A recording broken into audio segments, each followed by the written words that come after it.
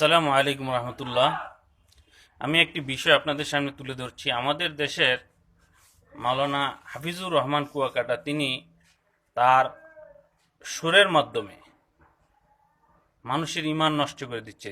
নিতান্ত আমি যতটুকু বুঝতে পেরেছি, তিনি অনেকটি ওয়াজ শুনে বুঝতে পেরেছি তিনি সত্যিকার অর্থে তিনি নিজের ঈমান নাই, এবং কুফরি কাকে বলে, শিরিক কাকে বলে, এই বিষয়গুলি সে জানে না। কোন কথা বললে কুফরি হয়ে যাচ্ছে, আমি জনগণকে কি বিশ্বাস করাচ্ছি, কি বিশ্বাস করার কারণে জনগণও কুফরি বিশ্বাস করছে, এই বিষয়টা তার জানা নাই। যেমন মনে করেন, সে একটি ওয়াজে বলতেছেন যে মানসুর হাল্লাত আল্লাহর অলি, সে নিজেকে আনাল হক আল্লাহ দাবি করার পরে সে আল্লাহর হলি হলো, এবং তাকে জেলখানায় ওই বাদশা বলল, এবং সে জেলখানা থেকে বাদশা গিয়ে দেখে জেলখানায় নাই। তা আরেকদিন বাদশা এসে দেখে যে জেলখানাও নাই, মানসুর হাল্লাত তো নাই। তারপর তৃতীয় দিন এসে দেখলো যে সবই আছে। তখন বাদশা জিজ্ঞাসা করলো মানসুর হাল্লাসকে যে কি এই ঘটনাগুলি কি। তিনি বলছেন, প্রথম দিন যেদিনকে এসে আপনি আমাকে দেখেন নাই, ওই দিন আমি আল্লাহর কাছে দেখা করতে গেছি, এই জন্য আমি আরো সে চলে গেছিলাম। আবার যেদিনকে এসে আপনি আমাকে কিছুই দেখেন নাই, ওই দিন আল্লাহ স্বয়ং আমার কাছে আমার সাথে দেখা করতে এসেছে। নাউজুবিল্লাহ। এই কথা বলার কারণে সে অবশ্যই কুফরি করেছে। এই কুফরি করেছে এবং মানুষের ইমানকে সে ধ্বংস করেছে। সে অনেক বয়ানের মধ্যে এই কথাগুলি বলে। আবার দেখেন কি বলছে, সে বলতেছে যে সাপে নাকি এই মুরিদ হয়, আশরাফ আলী থানবীর কাছে নাকি সাপে মুরিদ হয়েছে, এটা বললো সে কুফরি করেছে। আবার বলছে কি যে কুকুরে নাকি আব্দুল কাদের জিলানির সাথে শ্রেষ্ঠত্ব নিয়ে কথা বলেছে। নাউজুবিল্লাহ। এ গাজাখুরি মিথ্যা কথা বলে সে। আরেকটি জঘন্য কথা বলেছে, দেখেন রাসূল সাল্লাল্লাহু আলাইহি সাল্লাম যা করেছে তাই যদি তার উম্মত করে, এটাই নাকি সবচেয়ে বড় বেয়াদবি। নাউজুবিল্লাহ। আপনি নামাজ পড়বেন কাকে? এটি হলো জাতিকে ধোঁকা দিয়ে ইসলাম থেকে সরিয়ে নিয়ে সে জাতিকে তাদের ভাবে, তারা যেভাবে বলবে ওইভাবে তারা আমল করবে, এটাই তারা চায়। হ্যাঁ, এই উদাহরণ দিয়ে তাই সে আরো বলতে চায় যে রাসূল সাল্লাল্লাহু আলাইহি সাল্লাম দাঁড়ায় পেশাব করছে, তাহলে দাঁড়ায় পেশাব করে না কেন তারা? আরে যে বসতে পারে না সে কিভাবে পেশাব করবে? সে অবশ্যই দাঁড়ায় পেশাব করবে। এই সমস্ত গাজাঘুরি ফতোয়া, তুমি যদি বসতে না পারো তুমি কিভাবে পেশাব করবে? অবশ্যই দাঁড়ায় পেশাব করতে হবে, এটা রাসূল থেকে প্রমাণিত হয়েছে। এরপরে বলতেছে যে যারা আল্লাহর অলি, যারা আল্লাহওয়ালা, তাদের সাথে কুকুরের 10টা গুণ রয়েছে, যে কোরআন পাকের মধ্যে কুকুরকে নিকৃষ্ট বলা হয়েছে, এর সাথে নাকি আল্লাহওয়ালাদের 10টা গুণের বৈশিষ্ট্য রয়েছে। নাউজুবিল্লাহ।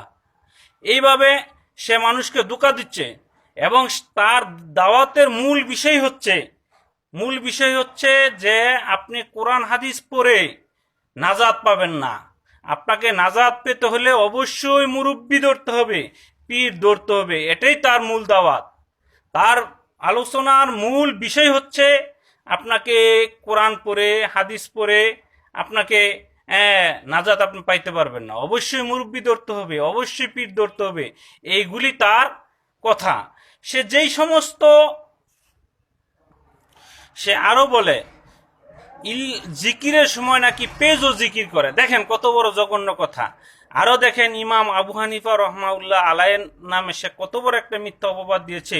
যদিও এই দেওবন্দীদের অনেক আলেম এইগুলা বলে থাকে যে ইমাম আবু হানিফার এশার ওযু দ্বারা 40 বছর পর্যন্ত ফজরের সালাত করেছে। নাউজুবিল্লাহ। ডাহা মিথ্যা কথা। 40 বছর পর্যন্ত তার স্ত্রী ঘুমটুম সংসার সে করে নাই। এইভাবে জাতিকে সে ধোঁকা দিচ্ছে, মিথ্যা বলছে, কুফরি বলছে।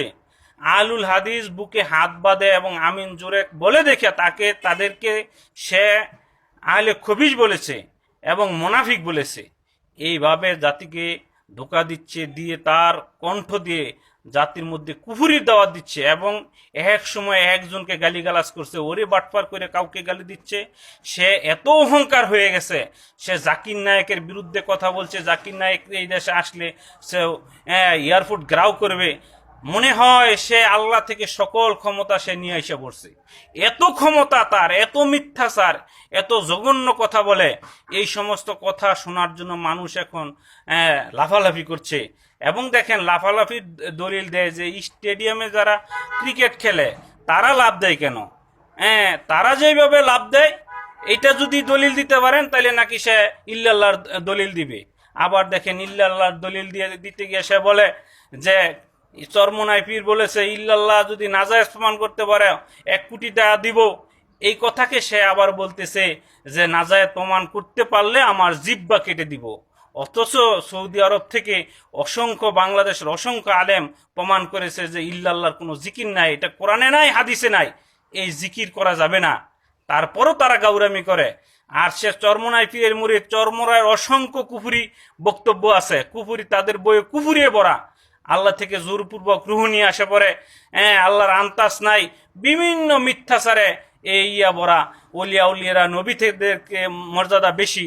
এই কুফুরি আকিদা পোষণকারী চরমোনাইয়ের মুরিদ সে বলে আমরা দালালি করি না, আমরা দালালি করি মদিনার দালালি, আর আল্লাহর অলি চরমোনাইয়ের দালালি করি। দেখেন কত বড় জঘন্য কথা। সে নাকি আল্লাহর অলি। সে আল্লাহর অলি কে বলেছে? চরমোনাই আল্লাহর অলি বলেছেটাকে? তাই অতএব আপনাদেরকে বলবো, এই সমস্ত গাঁজাখোর সোরের কিচ্ছা কাহিনী, এই সমস্ত তাদের কথা থেকে বিরত থাকুন। সম্পূর্ণ কোরআন এবং হাদিসের দিকে ফিরে আসুন। এই দেশের শতকরা, যেমন আব্দুর রাজ্জাক বিন ইউসুফ বলেছে, শতকরা 90% বক্তা মিথ্যা কথা বলে। ঠিকই আমি বলছি, আসলে ঠিক কথা বলেছে। তারা জাতিকে মিথ্যা এবং ধোঁকা দিচ্ছে। কোরআন হাদিসে যে সমস্ত কথা না, এগুলা বিশ্বাস করার কথা বলছে। বিশ্বাস করার একটা কথাই বলে, আল্লাহ চাইলে করতে পারে, আল্লাহ চাইলে করতে পারে। রাসূল সাল্লাল্লাহু আলাইহি সাল্লামের জীবনে অনেক ঘটনা ঘটেছে যেগুলি রাসূল সাল্লাল্লাহু আলাইহি সাল্লাম ওহী ছাড়া করতে পারে নাই। আর আপনি আল্লাহ চাইলে খালি করতে পারে। আর এইভাবে বলে বলে আপনারা গাঁজাখুরি, কুফুরি কথা, কুফুরি আকীদা মানুষের সামনে পেশ করেন। অতএব জনগণকে বলবো, জাতিকে বলবো, এই সমস্ত ধোঁকাবাজ প্রতারকদের থেকে ফিরে আসুন, কোরআন এবং হাদিসের দিকে আসুন, সৌদি আরবের মক্কা মদিনার তাওহীদের দিকে ফিরে আসুন। আল্লাহ আমাদেরকে তৌফিক দান করুক। আসসালামু আলাইকুম ওয়া রাহমাতুল্লাহ।